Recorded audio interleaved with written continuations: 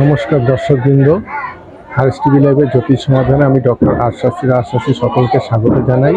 এখন চলছে নবরাত্রি।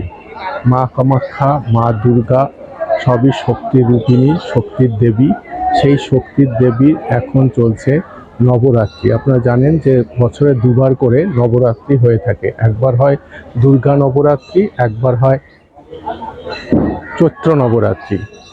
তো এখন চলছে নবরাত্রি, এখন দুর্গা পূজা।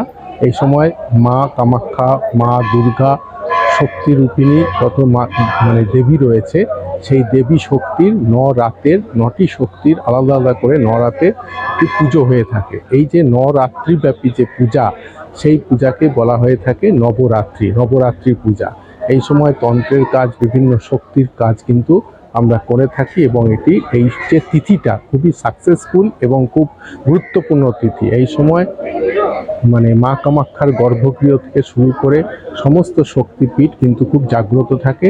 তো এই যে 9 রাত্রিব্যাপী যে পূজা, অর্থাৎ নবরাত্রি, এই নবরাত্রির প্রাক্কালে এই শুভক্ষণে, শুভ তিথিতে আমি ডক্টর রাজশাস্ত্রী আমার পক্ষ থেকে এবং আমার চ্যানেলের পক্ষ থেকে সকল দর্শকবৃন্দকে নবরাত্রির প্রীতি, শুভেচ্ছা, আন্তরিক অভিনন্দন। সবাই খুব ভালো থাকবেন এবং আনন্দ করুন, আনন্দের উৎসব। নমস্কার, ধন্যবাদ। নমস্কার, আরএস টিভি লাইভের সমস্ত দর্শক বন্ধুদের দুর্গা নবরাত্রির অনেক অনেক অনেক প্রীতি, শুভেচ্ছা ও আন্তরিক অভিনন্দন। এই নবরাত্রিতে মা দুর্গাকে রূপে অর্থাৎ শক্তির রূপে আরাধনা করা হয়। এই প্রত্যেকটা দিন, প্রত্যেকটা তিথি অত্যন্ত শক্তিশালী এবং প্রত্যেকটা তিথি নিজ মহিমায় মাহাত্ম্যপূর্ণ। সকলকে আবারও জানাই নবরাত্রির অনেক অনেক শুভেচ্ছা। ভালো কাটুক, আনন্দে ভরে উঠুক উৎসবের দিনগুলো। শুভ নবরাত্রি।